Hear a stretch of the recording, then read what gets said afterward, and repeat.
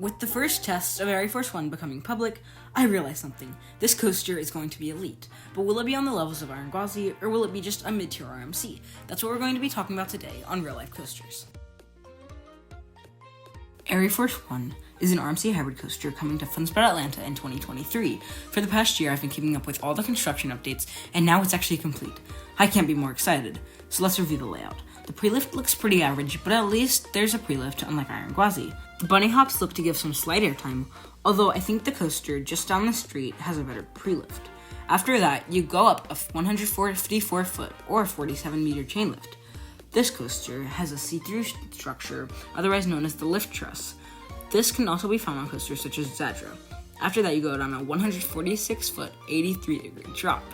Now, just watching testing, I can't wait to go down this drop in the back row. I don't think it'll match up to Steel Vengeance, but you can't go wrong with an RMC.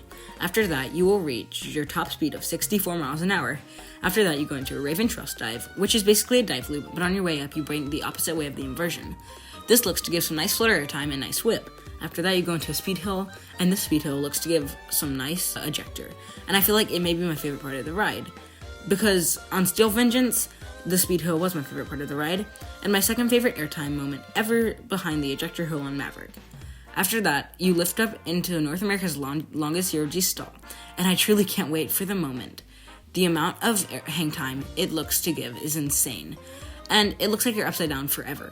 After that, you go into an outer bank turn. Although this isn't as big as the one on Steel Vengeance, it looks to bank outward much more.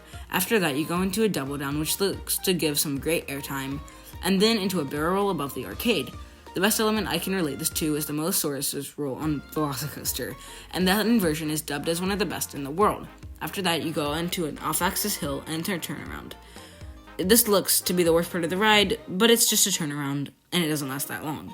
After that, you go into the fourth and final inversion, a zero-G roll. After that, you pop up into a quad down to end the ride. Although this doesn't look to be on the levels of Lightning Rod, it still looks elite. In conclusion, do I think this will be the best ride in the world? Probably not. But it will be up there with the greats, and it may surprise us.